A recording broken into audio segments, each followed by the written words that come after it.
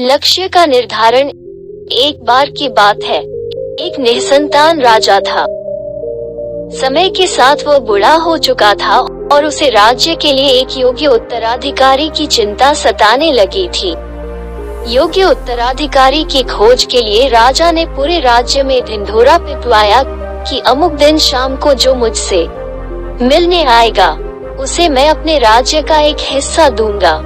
राजा के इस निर्णय से राज्य के प्रधानमंत्री ने रोष जताते हुए राजा से कहा, महाराज, आपसे मिलने तो बहुत से लोग आएंगे और यदि सभी को उनका भाग देंगे तो राज्य के टुकड़े टुकड़े हो जाएंगे।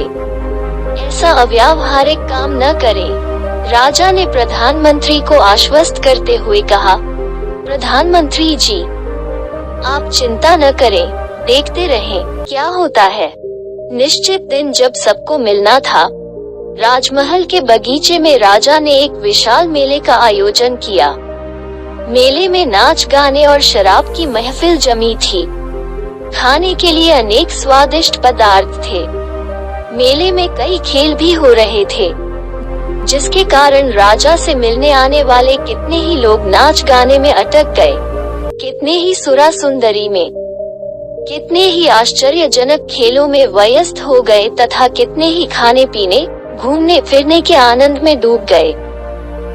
ऐसे ही शाम का समय बीतने लगा, पर इन सभी के बीच एक व्यक्ति ऐसा भी था जिसने किसी चीज की तरफ देखा भी नहीं, क्योंकि उसके मन में निश्चित ध्येय था कि उसे राजा से ही मिलना है। इसलिए वो बगीचा पार करके सीधे राजमहल के दरवाजे पर पहुंच गया। पर वहां खुली तलवार लेकर दो चौकीदार खड़े थे। उन्होंने उसे रोका, पर वो रुकने वाला कहाँ था। उनके रोकने को अनदेखा करके और चौकीदारों को धक्का मारकर वो दौड़कर राजमहल में चला गया, क्योंकि वो निश्चित समय पर राजा से मिलना चाहता था। अब जैसे ही वो अंदर पहुंचा, राजा उसे सामने ही मिल गए और राजा ने कहा, मेरे राज्य में कोई व्यक्ति तो ऐसा मिला जो किसी प्रलोभन में फंसे बिना अपने ध्येय तक पहुंच सका। तुम्हें मैं आधा नहीं पूरा राजपाट दूंगा। तुम ही मेरे उत्तराधिकारी बनोगे। वो व्यक्ति खुश हुआ कि वो जिस लक्ष्य से आया था उसका फल मिल गया। वो बिना किसी रुकावट के चक्कर में आए अपने लक्ष्य को प्राप्त करने में सफल रहा। इस कहानी से ये सीख मिलती है, उस व्यक्ति का दृढ़ संकल्प ही उसे उसके लक्ष्य पर स्थिरता बनाए रखी। ये शब्द दृढ़ संकल्प की गहराई को समझने वाला व्यक्ति अपनी मनचाही लक्ष्य को प्राप्त करने की क्षमता रखता है और प्राप्त भी कर लेता है, ठीक उस व्यक्ति की तरह। जिंदगी खेलती भी उसी के साथ है।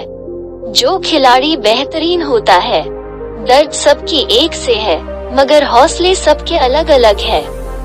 कोई हताश होकर बिखर जाता है तो कोई संघर्ष करके निखर जाता है।